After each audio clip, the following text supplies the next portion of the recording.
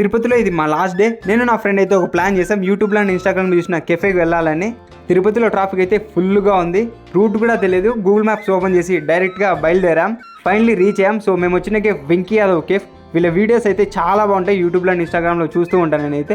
బిల్కౌంటర్ దగ్గర అయితే వెంకీ బ్రోని అయితే చూసాం, ఎక్సైట్మెంట్గా అనిపించింది నాకైతే. అండ్ ఇంకా లోపలికి వెళ్ళేసి tea, maska bun and pizza అయితే ఆర్డర్ చేసాం. టీ, మస్కా బన్ అయితే వచ్చేసింది. సో ఇంకా టేస్ట్ విషయానికి వస్తే టీ అయితే యావరేజ్గా ఉంది, మస్కా బన్ అయితే అద్దరిపోయింది. మస్ట్ ట్రై అని చెప్తాను, నాకైతే చాలా బాగా నచ్చింది. అండ్ ఇంకా పిజ్జా టేస్ట్ విషయానికి వస్తే పిజ్జా కూడా బాగుంది, బట్ కొంచెం ఎక్కువ రోస్ట్ అయింది అనిపించింది నాకైతే. నా ఫ్రెండ్ గారి రియాక్షన్ అయితే హైలైట్. వాడి లైఫ్లో ఫస్ట్ టైం పిజ్జా తింటున్నారంట, అది కూడా నా వల్ల. ఓవరాల్గా ఎక్స్పీరియన్స్ గురించి చెప్పాలంటే బాగుంది, నాకైతే చాలా బాగా అనిపించింది. అండ్ ఇక్కడ మస్ట్ ట్రై అయితే మస్కా బన్ అయితే డెఫినెట్గా ట్రై చేయండి వెళ్ళినప్పుడు మాత్రం.